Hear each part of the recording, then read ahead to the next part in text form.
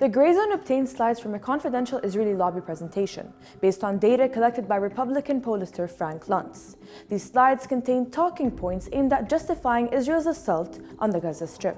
Pro-Israeli lobby groups, including the UJA Federation and Jewish Community Relations Council, held private briefings in New York City to coach elected officials and public figures on influencing public opinion in favor of Israel's aggression.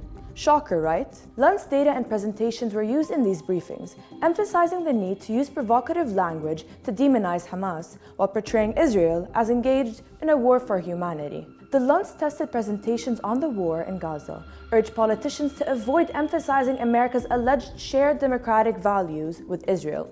Instead, they recommended using language that portrays Hamas as a brutal and savage organization of hate, including accusations of raping women. Meanwhile, the presentations insist that Israel is engaged in a war for humanity, aiming to shift the narrative in favor of Israel's atrocious crimes.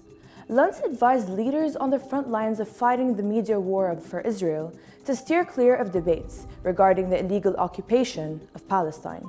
He specifically recommended avoiding discussions about borders in terms of pre- or post-1967, as it would only serve to remind Americans of Israel's barbaric military history. In a focus group, Luntz asked which action by Hamas upset participants the most on October 7. Most were troubled by the claim that Hamas raped civilians 19% more than those upset by the claim of exterminating civilians. In return, the data influenced the Israeli occupation government to launch an ultimately unsuccessful campaign to prove that Hamas was responsible for the alleged sexual assaults on October 7.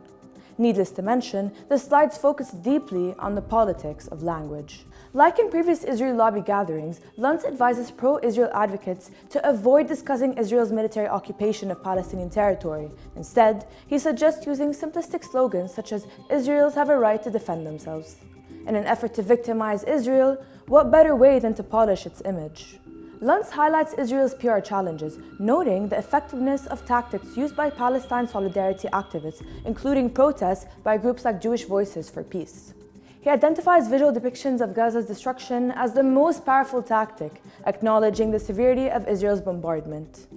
However, he suggests that labeling as a genocide is misleading, implying that the public can be swayed to overlook documented crimes against humanity if they're persuaded not to trust their own eyes.